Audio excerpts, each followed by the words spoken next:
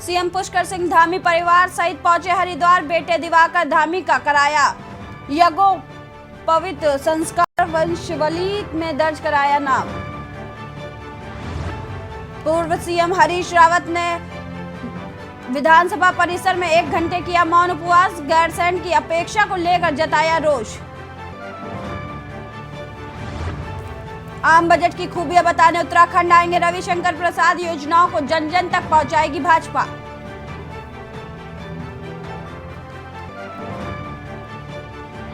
जोशीमठ के भूदस्ताव प्रभावितों से प्रशासन ने मांगे सुझाव। जोशीमठ के आसपास ही विस्थापना चाहते हैं प्रभावित। अंकिता हत्याकांड मामले में पौड़ी पुलिस की बड़ी कार्रवाई। आरोपी पुलकित आर्य की संपत्ति होगी कुर्क।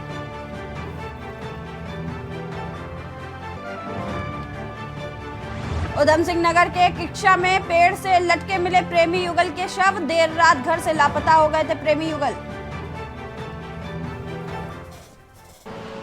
आप देख रहे हैं के न्यूज, खबरों का सारथी।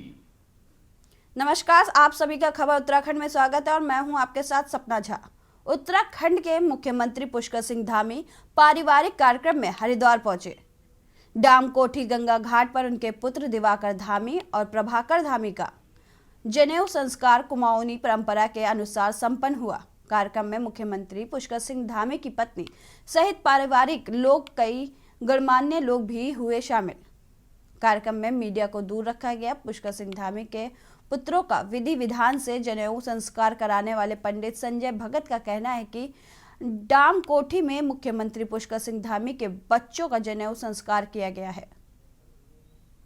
आज जो कार्यक्रम हुआ है, हमारे उत्तराखंड के माननीय मुख्यमंत्री पुष्कर सिंह जी धामी के बच्चों का जनेऊ संस्कार हुआ है। ये संस्कार हुआ है डाम कोठी नंबर 3। इसमें सम्मिलित उनके परिवार के सभी लोग थे, उनकी पत्नी, उनकी माताजी और बाहर से भी अन्य लोग थे। 1-2 विधायक भी थे और आचार्य बालकृष्ण जी भी थे। तो पूरे विधि विधान से अपने पहाड़ी कुमाऊं के रीति रिवाज से ये कार्य संपन्न। सारा ही जरूरी है, संस्कार है ये। जैसे नामकरण 24 संस्कार हुए इंसान के जन्म से लेकर मृत्यु तक, तो ये भी एक इसमें महत्वपूर्ण संस्कार है। इसको धारण करने के बाद आदमी गायत्री मंत्र, वेद मंत्र पढ़ने लायक रहता है। इससे पहले उसको कोई बोल।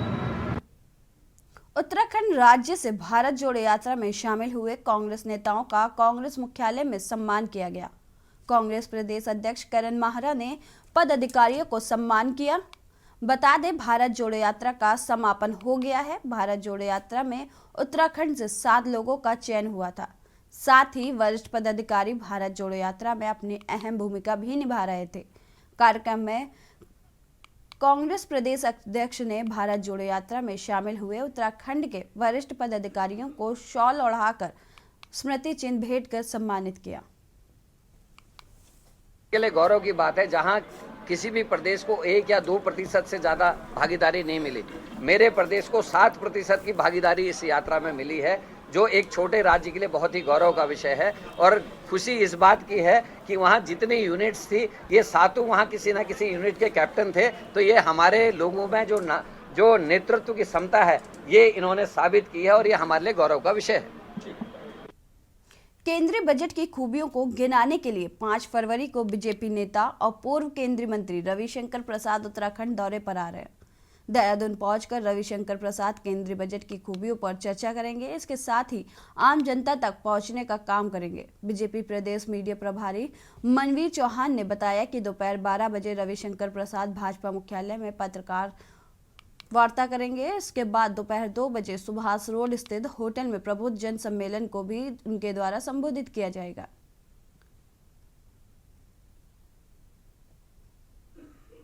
यशस्वी प्रधानमंत्री माननीय नरेंद्र भाई मोदी जी के नेतृत्व में वित्त मंत्री आदरणीय श्रीमती निर्मला सीतारमण जी ने बहुत ही शानदार बजट प्रस्तुत किया है, जो देश का मान और सम्मान बढ़ाने वाला बजट है।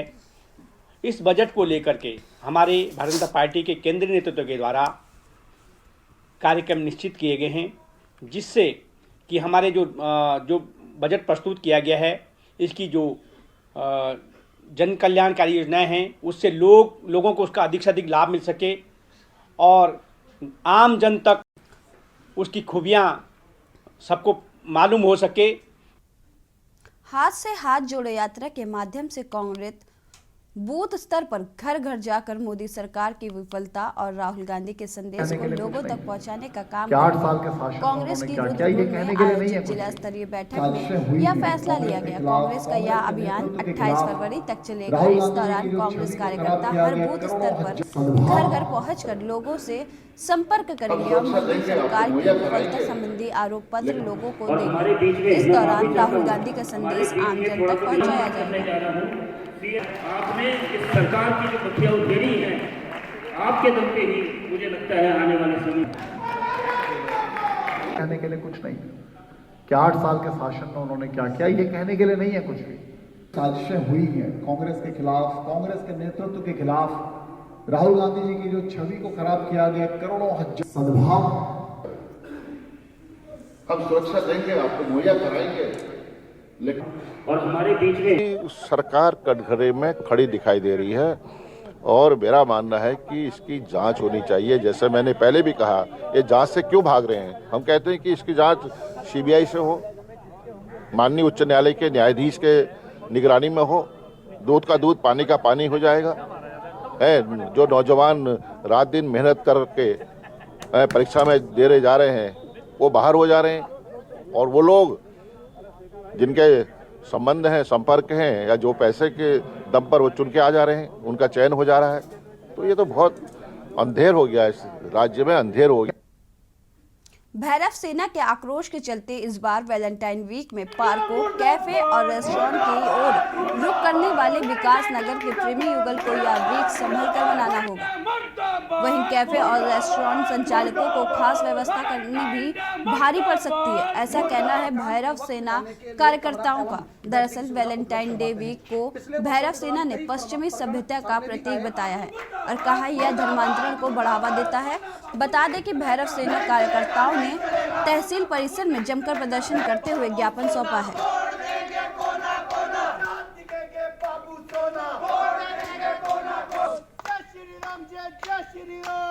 जो पश्चिम सभ्यता यहाँ पर चल रही है, हावी हो रही है, उसको हम रोकना चाहते हैं। सनातन धर्म एक ऐसा धर्म है जिसका अनुसरण पूरा विश्व करता है और भारी सभ्यताएं जो हमारे इस समय उत्तराखंड में हावी हो रही हैं, जिसको हम बिल्कुल बर्दाश्त नहीं करेंगे। वैलेंटाइन डे के नाम पर जो है हमारी लड़कियों के साथ धर्मांतरण जैसी घटनाओं का और क्या कहते हैं जो मानव तस्करी के जैसे मामले, कई मामले ऐसे संज्ञान में आए हैं जिनके तथ्य तो सामने नहीं है, लेकिन ये मामले होते आए हैं। इसलिए वैलेंटाइन डे का हम लोग पुरजोर रूप से विरोध करते हैं। आप कह रहे हैं, आपने जो ज्ञापन दिया उसमें क्या कहा आपने? हमने ज्ञापन के माध्यम से माननीय उपजिलाधिकारी जी को यही हमने आग्रह किया है कि जितने भी यहाँ पर सोना बाबू को बैठाने वाले रिजॉर्ट्स हैं उनको प्रतिबंधित किया जाए, उनके जो दस्तावेज चेक किए जाए कि वो अवैध है और वैलेंटाइन डे वीक के नाम पर जो छलावे होते हैं, अगर उस समय हमें कोई भी मतलब रेस्टोरेंट या हट्स में हमें कहीं पर भी कपल्स दिखाई देंगे तो हम लोग अपनी संस्कृति को बचाने के लिए पीछे नहीं हटेंगे। रामनगर के पेरुमदारा क्षेत्र में लगातार डंपर वाहन ग्रामीणों के लिए काल बनकर सामने आ रहे हैं, लेकिन पुलिस और प्रशासन इन पर कार्रवाई करने में पूरी तरह मूक दर्शक बना हुआ है। डंपर वाहनों की चपेट में आकर इस क्षेत्र में कई लोग जहां अपनी जान गंवा चुके हैं तो वहीं कई गंभीर रूप से घायल भी हो चुके हैं। पहले भी एक डंपर चालक द्वारा लापरवाही से वाहन चलाकर बिजली के लिए 11 पोल तोड़ दिए गए थे, जिसके बाद शुक्रवार देर रात इसी गाँव के ग्राम भवानीपुर में रहने वाली मोहनी देवी के मकान में डंपर वाहन घुसने के बाद हड़कंप मच गया। गनीमत रही इस दुर्घटना में किसी प्रकार की कोई जनहानि नहीं हुई है, लेकिन मकान में कई जगह दरार पड़ गई। घटना के बाद वाहन चालक मौके से फरार हो गया तो वहीं मौके पर दर्जनों ग्रामीणों ने डंपर वाहन के साथ पुलिस के खिलाफ अपना रोष व्यक्त किया। आम जनता भर रही है और कोई नहीं भर रहा है। उनका आदमी लौटा देगा, कोई का किसी का आदमी लौटा देगा। और कोई 2 साल पहले मम्मी को एक्सीडेंट हुआ, उससे पहले एक ठेले वाले का एक्सीडेंट, 2 आदमी। मामला ये है कि 11:30 बजे डंपर आया, हम सो ही रहे थे, नींद भी नहीं आई थी, बल्कि हम अंदर आए। हमको मेरे को तो ऐसा लगा कि भूकंप आ गया, शायद हमारा घर ही गिर गया। भूकंप आया, मैं गेट पे आई, तब तक देखा तो क्या कहते डंपर ऊपर ही चढ़ा हुआ था। मैं छत में गई, मैंने गेट नहीं खोला, मैं छत में गई, मैंने फ़ोन किया अड़ोसी पड़ोसी को, सबको फ़ोन किया, सबने फ़ोन किया, रिसीव किया। मैं छत में गई, मैंने डंपर वाले को ये धमकी दी, मैं कहा तू यहाँ से जाइयो मत, यहीं पे रहियो, देख ले तू गया, तो वो गया भी नहीं, बाद में भागा जब सब आ गए थे। एक उसमें से भाग गया, एक वो क्या कहते थाने में ले गए एक को। पुलिस क्या कार्रवाई कर रही है? पुलिस कुछ नहीं कर रही है, डंपर आए जाने दो, इससे हमारे सर इतना डाल दिया कि जाने दो, इधर से बोल रहे इधर से जा रहे हैं, इधर के जाने दो, उधर से मत आने दो। कैसे नहीं जाने दे, इधर के खाली डंपर कैसे जाने दे इधर? पुलिस ने सर मुझे ये धमकी दी हुई है कि अगर आप ज़्यादा बोलोगे तो आपको हम वो करेंगे, कार्रवाई कराएंगे आप पे, ठीक है। दूसरी बात ये बोली गई है कि अगर तुम्हारा बच्चे की बात आई थी, तुम्हारे बच्चे को हमारे बच्चे को नुकसान, तुम्हारे बच्चे को नुकसान हुआ है क्या? वो सीधा उन्होंने घटना घटी है, कोई मर गया क्या? मर गया, सीधा ये बोला गया है। तो अब इसमें पुलिस वालों के साथ क्या कार्रवाई की जाए, आप ये बताएंगे। मैडम एक बात बताओ, क्या हुआ था मामला, थोड़ा बताओ। ये डंपर वगैरह कहाँ घुसा, क्या हुआ थोड़ा? सर ये डंपर यहाँ से आके सीधा घर के अंदर ही घुसा हुआ है, देख लीजिए आप, आपके सामने 11:30 के करीबन हुआ है ये एक्सीडेंट। रात के 11:30 बजे हुआ है, जो अभी यहाँ पे आके पूरा घर के अंदर ही, आप लोग लोकेशन आपको देख ही रहे होंगे क्या है सिचुएशन यहाँ पे। उस वक्त अंदर कौन नहीं, इस तरीके का नहीं है। उसके पश्चात जो है नो एंट्री जो है जोन वहाँ पे को बनाया गया है। छोटे बच्चे भी स्कूलों से जहाँ पर निकल रहे हैं, मैं स्वयं जिस्सागंजा क्षेत्र में परसों गया था, तो वहाँ पर भी जो है नो एंट्री का सिस्टम रखा हुआ है और प्रभावी कार्रवाई हम लोगों के स्तर पर भी जो ओवरलोडिंग के खिलाफ भी और सड़क सुरक्षा की दृष्टि से की जा रही है। कल का ये बड़ा दुखद यहाँ पर रहा और एक 22 टायरा डंपर जो है उसने एक मकान को क्षति पहुँचाई है, उसके खिलाफ भी अभी ये तहरीर दर्ज कर दी गई है और जो भी मुआवजा होगा वो उसके स्वामी से उसको वसूल कर इनको दिया जाएगा। साथ ही आपराधिक मुकदमा पंजीकृत करके प्रभावी कार्रवाई की जाएगी। सड़क सुरक्षा की दृष्टि से जो स्पीड ब्रेकर वाला इश्यू इन्होंने यहाँ पे उठाया है। रामनगर में स्थित नदी किनारे एक व्यक्ति का खून से लथपथ शव बरामद होने से इलाके में हड़कंप मच गया। घटना की जानकारी मिलने पर सीओ बलजीत सिंह भाकुनी एवं कोतवाल अरुण कुमार सैनी मौके पर पहुंचे और उन्होंने शव को कब्जे में लेने के साथ ही मामले की जानकारी जुटानी शुरू कर दी है। घटना के संबंध में जानकारी देते हुए सीओ बलजीत सिंह ने बताया कि इसी गांव में रहने वाला 89 वर्षीय रमेश चंद, जो कि शुक्रवार को रात में अपने गेहूं की चौकीदारी करने के लिए खेत में गया था और शनिवार को सुबह अज्ञात लोगों द्वारा रमेश चंद का मुंह पत्थरों से कुचलकर उसकी निर्मम हत्या कर दी गई। शनिवार की सुबह नदी की ओर से स्कूल जा रहे बच्चों द्वारा जब यह शव मौके पर पड़ा देखा गया तो बच्चों द्वारा इसकी जानकारी ग्रामीणों को दी गई। घटना के बाद मृतक के परिजनों में कोहराम मचा हुआ है। वहीं ग्रामीणों ने पुलिस की कार्यप्रणाली पर भी कई सवाल खड़े किए हैं। सुबह 112 द्वारा सूचना प्राप्त हुई कि श्यावलदा नदी के पास एक डेड बॉडी पड़ी है। इस सूचना पर पुलिस मौके पर आई और मृतक की शिनाख्त रमेश के नाम की हुई है, जो 49 वर्ष का है, जो राजमिस्त्री का काम करता है। कल शाम देखा गया था, उसके बाद से नहीं देखा गया है। मृतक का पंचायतनामे की कार्रवाई की जा रही है, जाँच कर आवश्यक कार्रवाई की जाएगी। खबरों की ओर, किक्षा से सटे गांव सहदोरा में एक विवाहित प्रेमी युगल ने फांसी लगाकर जीवन लीला समाप्त कर ली। बताया जा रहा है कि मर्जी के बिना दोनों की शादी अलग अलग जगह हो गई थी, जिससे प्रेमी युगल परेशान रहते थे। बता दें कि पुलिस को ग्राम प्रधान द्वारा घटना की सूचना दी गई। पुलिस मौके पर पहुंची, हालांकि मृतक के परिजनों द्वारा दोनों के शव उतार लिए गए थे। पुलिस पूरे मामले की छानबीन कर रही है। क्षेत्र के कब्रिस्तान और करबला के बीच एक पुरुष और एक महिला द्वारा सुसाइड करने की घटना प्रकाश में आई है और इसमें जो घटना के कारण है वो बेसिकली पारिवारिक मतभेद ही इसमें आ रहा है या उन दोनों का प्रसंग भी हो सकता है। इसमें घटना के कारणों की जांच की जा रही है। फिलहाल दोनों शवों को जो है पुलिस के कब्जे में लेकर पोस्टमार्टम पंचायतनामा की कार्रवाई की जा रही है और बाकी परिजनों से भी इसमें जानकारी की जाएगी कि क्या प्रकरण था। और दोनों ही पुरुष और महिला अलग अलग विवाहित थे और दोनों के एक एक बच्चा भी था और इसमें क्या कारण रहे उनके सुसाइड के और उसके पीछे परिवार वालों का क्या कहना है, ये सब चीज़ें पंचायतनामे की जांच के दौरान इंक्लूड की जाएंगी। बागेश्वर जिले में स्थित प्रमुख मंदिरों में से एक कोकड़ा मैया का अपना विशेष महत्व है। खबडोली गांव के पर्वत की चोटी पर कोकड़ा मैया मंदिर है, जो नानतिन बाबा की तपस्थली और समाधि स्थली के रूप में विख्यात है। घने जंगलों के बीच स्थित कुकड़ा मैया मंदिर में मां भगवती विराजमान हैं। यह दिव्य पत्थर का शक्तिपीठ है।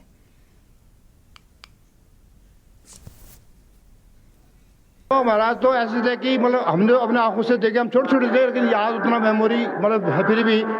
तो उनकी ऐसी अद्भुत मतलब लीलाएं थी, वो कभी बकरी बन जाते, कभी हिरन बन जाते, कभी इस प्रकार से वो घी के डब्बे को ऐसे फेंक देते और जो कोई बदतमीजी करा उसको आशीर्वाद देते थे। तो वो अद्भुत चमत्कारी पुरुष थे, वो महासिद्ध पुरुष थे। उनके बारे में हमारे पास कहने के लिए कोई प्रवचन नहीं है। मैं बागेश्वर यूपीसीएल में संविदा में मीटर रीडर के पद पर काम करता हूँ। लोग वहाँ बाज़ार में बिल मारता था, कुकुड़ मैया की बारे में सुना, तो तब से यहाँ जब से मैं 2008 में यहाँ आ गया था बागेश्वर, 2008-9 के बीच में, तब से मतलब 10-11 साल से जब भी रामायण हो, हमारे गुरु पूर्णिमा और ये माघ पूर्णिमा 2 पक्षों में यहाँ अखंड रामायण का आयोजन किया जाता है। सेवा और आहार माता रानी है और नंदन बाबा जो हमारे ये सबसे बड़े नंदन बाबा है। उनने 12 साल लिया तपस्या की। तपस्या करने के बाद में यह कुछ नहीं था, ये माता रानी के आशीर्वाद से इतना थोड़ा हो पाया। विश्व कैंसर दिवस के अवसर पर लक्सर स्थित सामुदायिक स्वास्थ्य केंद्र पर गोष्ठी का आयोजन किया गया। गोष्ठी में सामुदायिक स्वास्थ्य केंद्र के डॉक्टरों ने आशा कार्यकर्तियों को कैंसर के प्रति जागरूक किया और इस लाइलाज बीमारी के लक्षणों के बारे में जानकारी दी।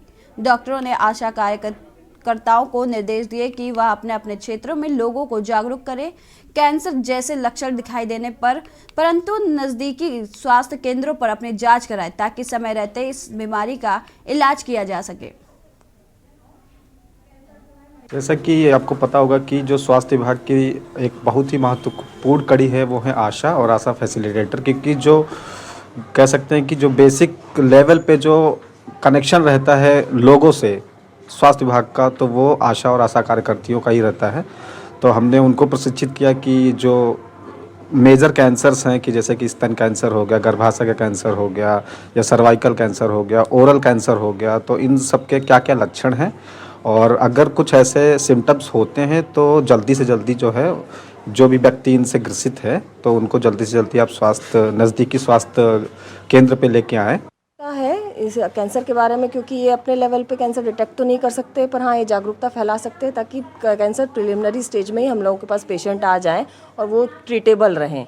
तो प्रिलिमिनरी स्टेज में जागरूकता जगाने के लिए उन्हें बताया गया कि जो नॉर्मल लक्षण हैं, जो 5 मेजर जगह के कैंसर्स होते हैं वो क्या है, कि कैसी गांठ होगी, बुखार आएगा लंबे समय तक, वजन गिरना रहेगा, भूख नहीं लगना रहेगा। तो ये सब एक जनरल सिम्टम्स हैं जो वो अवेयर कराएं, आकर के जनता में सबको पब्लिक को बताएं। और कोई भी ऐसी गांठ है जो बहुत समय से है, जो ठीक नहीं हो रही है, उसका साइज़ बढ़ रहा है पर उसमें दर्द नहीं है, तो वो उसको जाने कि वो कैंसर हो सकती है और जल्दी से जल्दी डॉक्टर का परामर्श लें। लक्सर कोतवाली पुलिस द्वारा सीएलजी मेंबर के साथ बैठक की गई। बैठक में लक्सर के सीओ विवेक कुमार और कोतवाली प्रभारी अमरजीत सिंह समेत सभी सीएलजी मेंबर मौजूद रहे। इस दौरान पुलिस अधिकारियों ने सभी सीएलजी मेंबर से क्षेत्र में शांति व्यवस्था और कानून व्यवस्था को बेहतर बनाने संबंधी सुझाव मांगे। इसके साथ ही पुलिस अधिकारियों ने रविदास जयंती पर्व को शांतिपूर्ण मनाए जाने की अपील की।